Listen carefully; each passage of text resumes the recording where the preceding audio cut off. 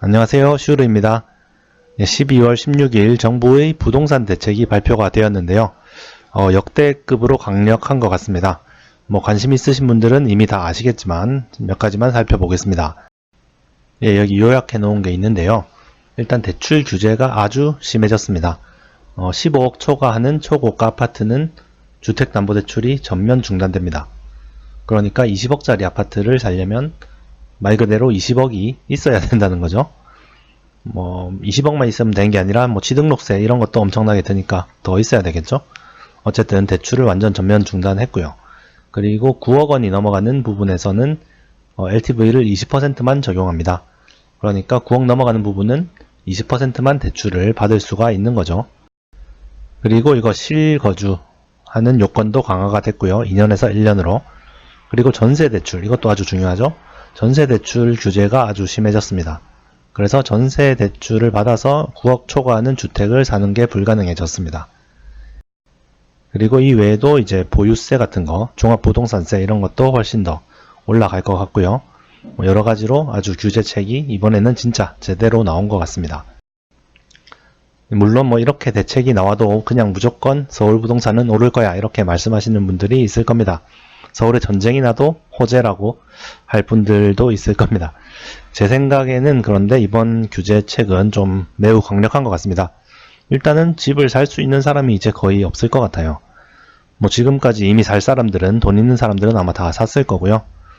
새로 살려고 하는 사람은 대출이 하나도 안 나오는데 집을 과연 몇 명이나 살 수가 있을까요? 20억 이렇게 하는 집을 사기가 아주 힘들어질 것 같습니다. 그래서 서울부동산은 이번에 하락은 안 하더라도 크게 오르기는 이제 힘들어진 것 같고요. 물론 보유자들이 이제 안 팔면 좀 버틸 수는 있을 텐데 호가만 올라가고 실거래는 거의 없는, 그러니까 새로운 자금이 서울부동산으로 유입되지는 않을 것 같습니다. 그러면 시중에 이제 자금들이 어디론가 이제 이동을 해야 되는데 항상 투자처를 찾아다녀야 되잖아요. 그러면 이제 서울부동산은 아무래도 수익을 보기 힘들 것 같으니까 어디론가 다른 데로 돈이 이동을 해야 되는데 그게 과연 어디가 될 것인가가 문제겠죠. 일단 한국은 역시 부동산의 민족이기 때문에 서울부동산이 안 되면 지방부동산으로 가자 이렇게 생각하시는 분들도 많을 것 같습니다. 왜냐면 지방은 이제 상대적으로 규제가 덜하고 규제가 거의 적용 안 되는 곳도 많이 있습니다. 그래서 지방부동산으로 돈이 몰려갈 수도 있을 것 같은데, 그런데 지방광역시 같은 경우도 대구나 대전 이런 데는 이미 서울 못지않게 엄청나게 많이 올라 있습니다. 제가 사는 부산 같은 경우는 아직까지 좀 싼 편이긴 한데요. 어쨌든 그래서 지방부동산에 들어가기에도 이미 좀 고점인 것 같고, 그렇다고 진짜 시골 이런 데 투자를 할 수는 없잖아요. 그래서 지방부동산도 쉽게 들어가기는 힘들 것 같습니다. 그러면 과연 시중의 자금들은 어디로 몰려갈 것인가? 그게 바로 주식시장이 되지 않을까? 라고 이제 제 바람을 섞어서 한번 예상을 해봅니다. 유동성은 항상 늘어나게 되어 있습니다. 계속 돈은 찍어내고요. 또 대출은 계속 늘어나는 거고요. 가계부채는 항상 늘어나는 거고, 그러면 당연히 자산 가격은 쭉쭉 올라가는 게 정상입니다. 돈이 많이 남아 돌면은 어디론가는 돈이 이제 투자가 되겠죠. 그게 이제 주식이 될 수도 있고, 채권이 될 수도 있고, 부동산이 될 수도 있는데, 부동산은 오를 대로 올랐고 또 강력한 규제도 나왔고요. 채권도 이제 저금리이기 때문에 더 이상 메리트가 별로 없는 것 같고, 그러면 이제 남은 거는 주식인데 그렇다고 해서 아무런 명분도 없이 주식시장으로 돈이 이동하지는 않습니다. 그러니까 회사들이 이익을 내지 못하는데 주식시장으로 돈이 들어올 수가 없는 거죠. 2017년부터 해서 2018년까지는 좀 삼성전자나 하이닉스 쪽에 이익이 많아지면서 코스피가 이제 2600까지 갔는데 이익이 이제 다시 꺾이면서 다시 또 2000 근처로 내려왔죠. 그래서 지금 갈 곳을 잃은 자금들이 약간의 명분만 주어진다면 주식시장으로 충분히 몰려 들어올 수 있지 않을까 생각을 합니다.